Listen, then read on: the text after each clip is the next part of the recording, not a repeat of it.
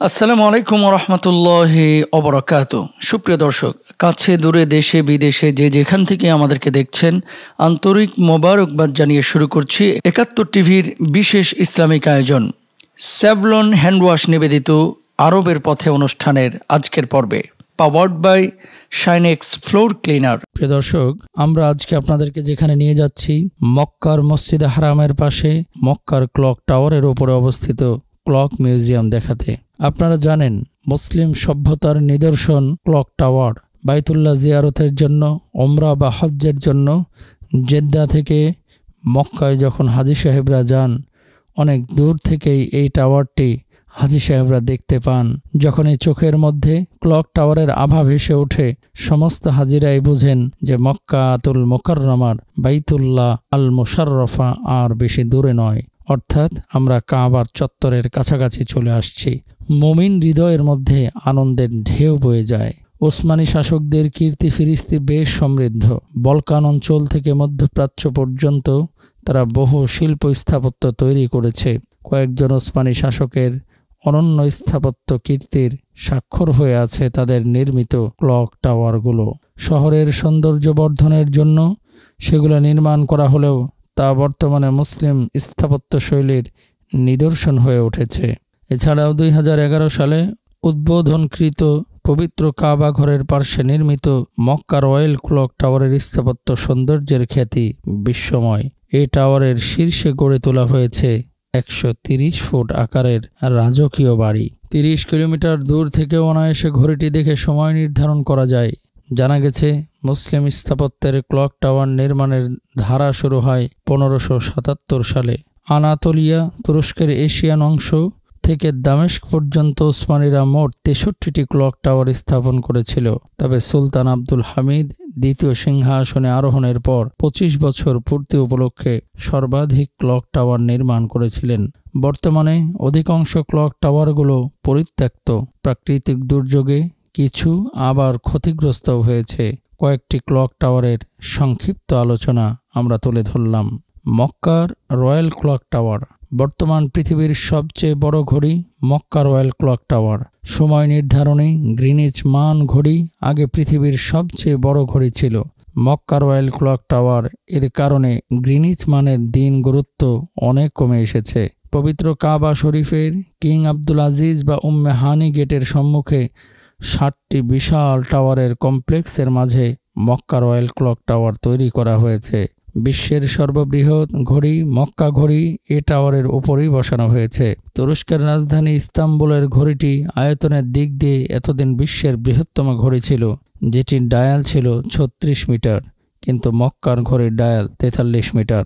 লন্ডনের বিগ বেনের চেয়ে মক্কা ঘড়ির ডায়াল ৬ গুণ বড়। টাওয়ারটি মোট ৯৫ তলা।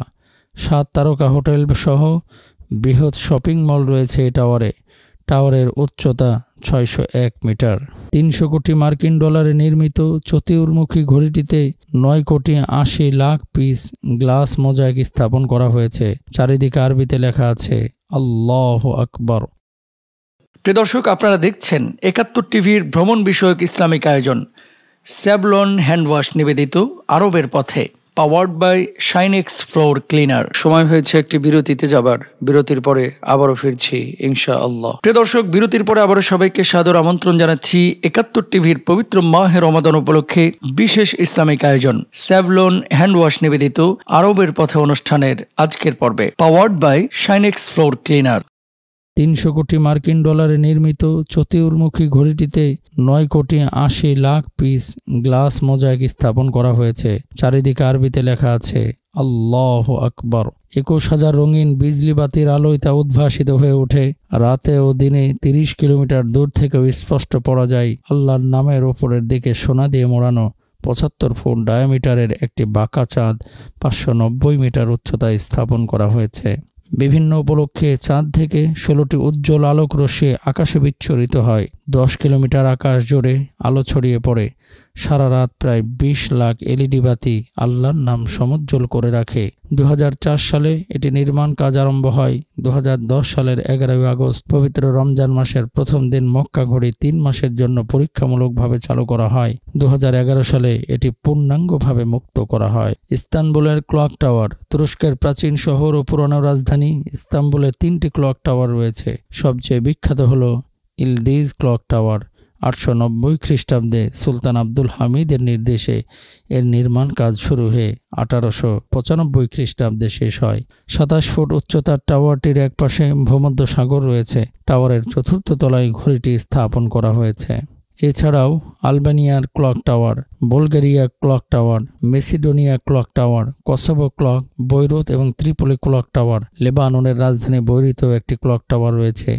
এছাড়াও লিবিয়ার রাজধানী ত্রিপলিতেও রয়েছে ক্লক টাওয়ার। ত্রিপলির টাওয়ারটি সুলতান আব্দুল হামিদ সিংহাসনে আরোহণের 25 বছর পূর্তি উপলক্ষে ত্রিপলিবাসীকে উপহার দিয়েছিলেন। প্রিয় দর্শক, ক্লক মিউজিয়াম আপনারা দেখলেন, তবে একটি কথা শেষে বলে যায়, বাইতুল্লাহ আল মুশাররফা, কাবা আল মুশাররফা যারা এখনো আপনারা জিয়ারত করেন নাই, যাদের সামর্থ্য আছে, এই ঘরের মজা, এই ঘরের স্বাদ, এই ঘরের জিয়ারতের অনুভূতি এটা ভাষায় প্রকাশ করা যায় না। ক্লক টাওয়ার যেমনভাবে বর্তমান বিশ্বের মানুষ তথ্য প্রযুক্তির সহযোগিতায় এত উপরে নির্মাণ করেছে উঁচু ভবনে, আল্লাহ সুবহানাহু ওয়া তাআলার এই ঘরটি আল্লাহর বান্দা নবী আম্বিয়া আলাইহিমুসসালাতু ওয়াসসালাম পরিচর্যা করেছেন, নির্মাণ করেছেন। সেই ঘর জিয়ারতের তৌফিক আল্লাহ সুবহানাহু ওয়া তাআলা আমাদের প্রত্যেককেই দান করুন। আমিন।